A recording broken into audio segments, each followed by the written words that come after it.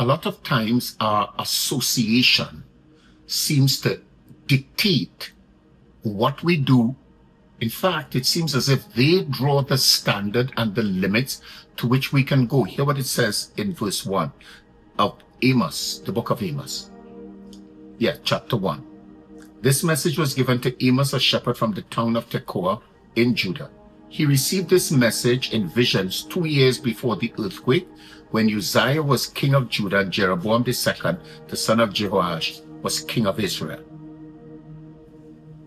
Uzziah, Jeroboam II.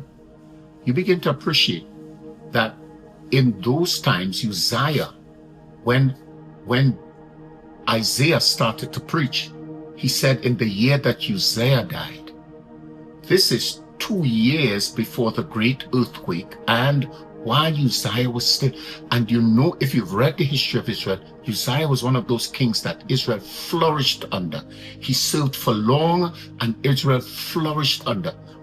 Jeroboam would have done wickedness and evil in the sight of God. And so God sent Amos into Jeroboam's country to let him know that God will judge them.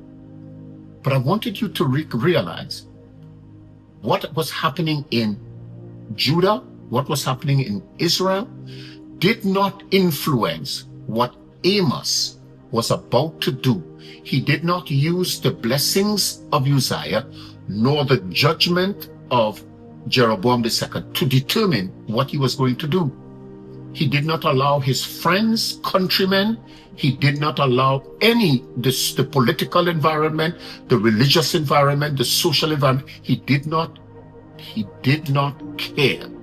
He got a word from God, and that was the driving force of his entire book and ministry.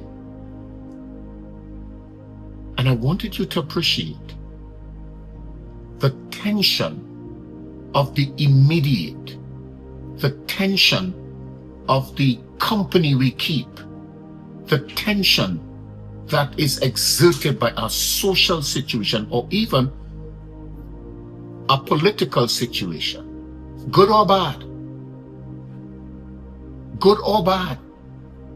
should not influence the intensity, the purposefulness that we are mandated by God to obey him. We've got to obey regardless, in spite of. We've got to obey whether there is danger ahead or it's such a calm day we can see anywhere from here to heaven. It doesn't matter. Have you heard from God? Have you seen what God is able to do? Have you heard from him? Do you have the message? Do you have the instructions? If you have, it's time to be like another Amos to our community, our church. It's time that we be like that, so that we are able to see what God is doing and we're able to execute the will of God. Come on, why not just go out and say it, do it, be it, in Jesus' name.